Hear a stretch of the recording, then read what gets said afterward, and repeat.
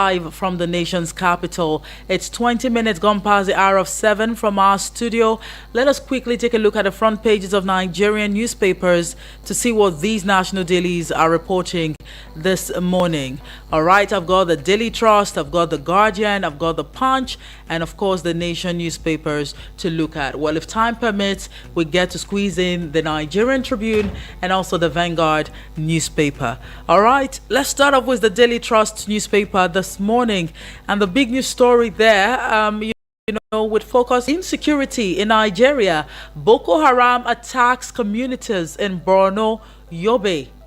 And right underneath it says we killed over 50, injured 70 terrorists. This statement is credited to the military. All right, you find details on pages 3 and 4 of the Daily Trust newspaper this morning, and you see a photograph right there on the front pages showing how devastated people are at the moment in Kano State as a result of the fire outbreak at a certain market in Gari local government area of Kano State right there. Well, of course, may God, it's only God, one can say, would actually compensate these people truly. All right. Fire raises over 500 stores in Kano market. That's a lot. But you find details of our story on page 8 of the Daily Trust newspaper. Kano sacks legal team again, opens self-defense. Details on page 6. Nigeria's borrowing pace can undermine fiscal stability.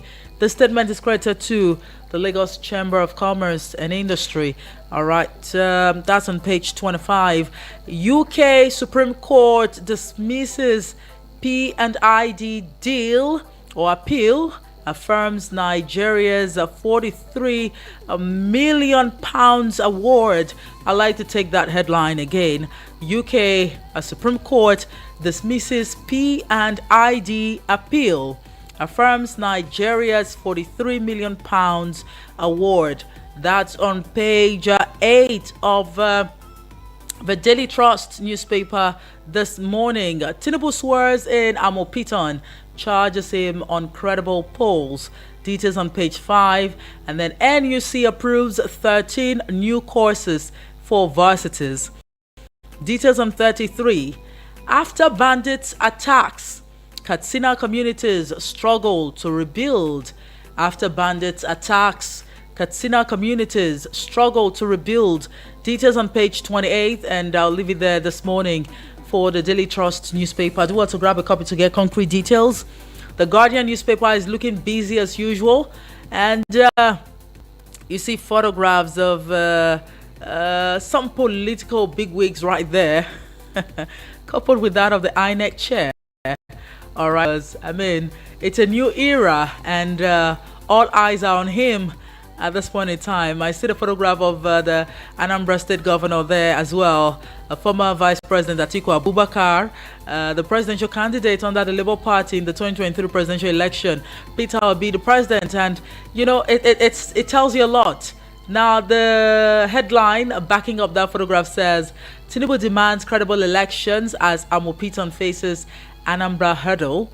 All right, you find details on page 6. Let's hope and see what the INEC, chair would do in the course of Anambra State, elections, or upcoming elections. We could use that as a litmus test, to further, assess all of the promises that he has made. All right. Anyways, that's on page 6 of the Guardian newspaper this morning. Challenging elections in court makes mockery of Nigeria. National Assembly laments. Challenging elections in court makes mockery of Nigeria. This is coming from the National Assembly. They are lamenting, as a matter of fact. We're just, mocking ourselves before the international community. I mean, when we go to court almost after every election, I mean, it's now a slogan. If you're not impressed with the outcome of elections, go to court. Go to court. That's on page 7 of the Guardian newspaper, by the way. 22,050 displaced children back to school in 3 northwest states, says SCI. It's a step in the right direction. I mean, we can start from somewhere. Details on page 38. EFCC is the kicker. We recovered 566 billion naira, $411 million, 1,502 properties in 2 years. Just tell me, give me a reason why I shouldn't ring the bell to the EFCC. In 2 years, the Commission has been able to recover 566 billion naira, $411 million, and then you now look at over 1,000 properties just in 2 years. Come on, you would have a good read. Take a look at page 7 of the Guardian newspaper for details. The factions still leading. Makinde APC senator decry lack of political ideology in Nigeria. All right, that's on page 6. Kanu Sachs legal team opts to represent self in court. Let's see how that goes for Nnamdi Kanu. That's on page 9. And from promise to paralysis, inside Akwa Ibom's lost industrial decades. Details on page 4 and 5. Now, that's some news analysis right there. Again, Tinubu appeals for understanding over economic challenges. Details on page 38. And remove a 4% FOB levy or consumers bear burden. Manufacturers tell federal government. You find details on page 22. Now that is some business news. And I see the story on page 2. I'm really tempted to skip it because I don't want to make it look as though we are promoting a particular network service provider. But they are coming out to say that they are here to stay. That's what the CEO is reiterating. He actually, reiterated that at a bilateral roundtable that they are here to stay. Look, the network reception from some of the service providers, it has been really very annoying, and it's beginning to look as though some of the service providers and the banks, especially for customers who want to use the USSD to transact, people are being exploited on a daily basis. I've had a fair share, and this is not just because of me, but because of concerns and lamentations from customers. I mean, when you visit the social media handles of all of these service providers and some of these banks, you see people lamenting and complaining about the same thing, especially now that the rates have actually been jacked up. You people just need to do better. I really would have loved to mention the name of this service provider, but that wouldn't be necessary. But if you grab a copy of the Guardian newspaper, I'm sure you get, to understand the service provider I'm talking about. No pun intended, by the way, but they just need to do better.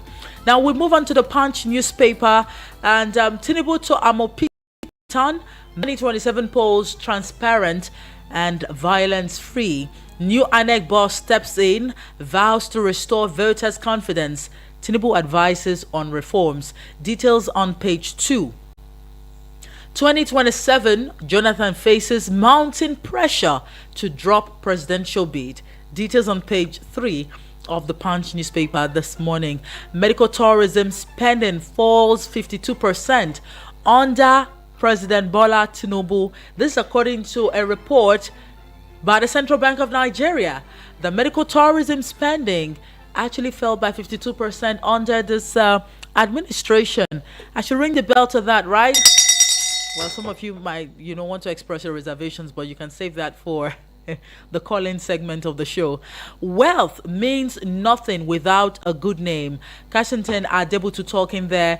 Well, that's just apt. Wealth means absolutely nothing without a good name. Details on pages 24 and 25 of the Punch newspaper this morning. Federal government launches nationwide crackdown on oil and gold smugglers. Details on page 2.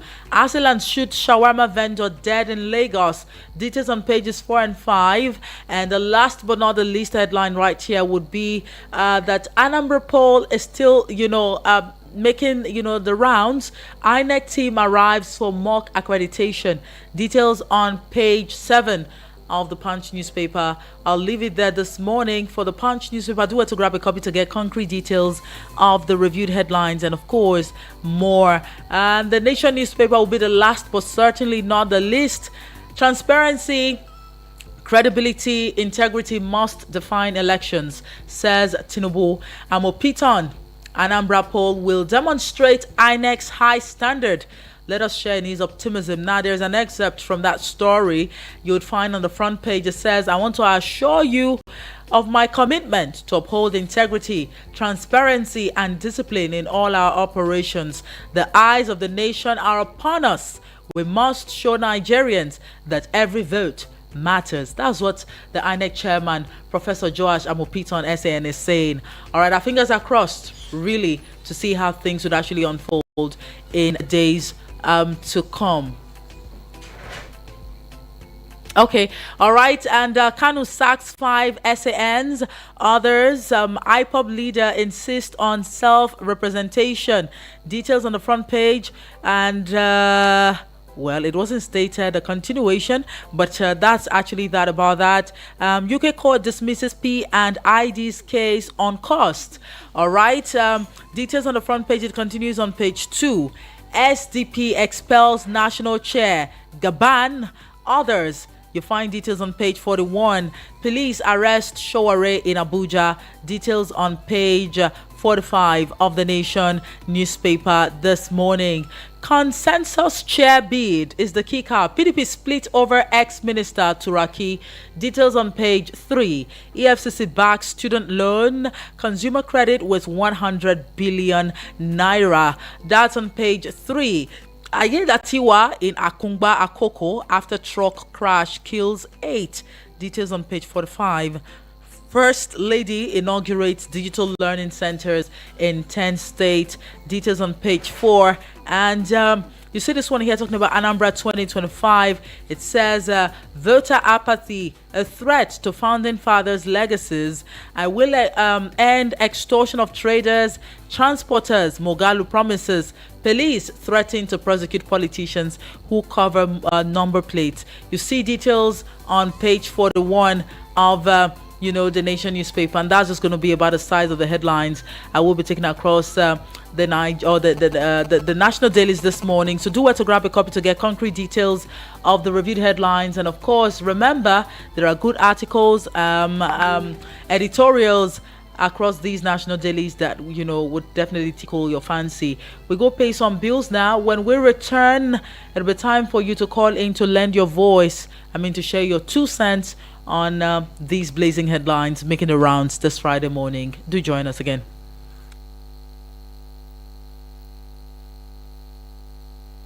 What is it that they told you? Chai, it don't happen oh. Oga Shike, wetin happen? Now this my Abuja Home Limited oh. The ogbonge real estate company, where they reliable, where they support small man. My Abuja Home Limited? Yes oh, they don't they sell their out of old title estate land for Karishi for cheap amounts. Karishi bawo? This our Karishi. Where for Karishi self? Just opposite the Navy Phase 2 estate, you could see their land back for their discount pre-lot price. Their 400 square meter plot of land now just 4.9 million naira, while their 200 square meter plot now just 3 million naira only. Hey, Oga Shike, this na the best deal bros for land we get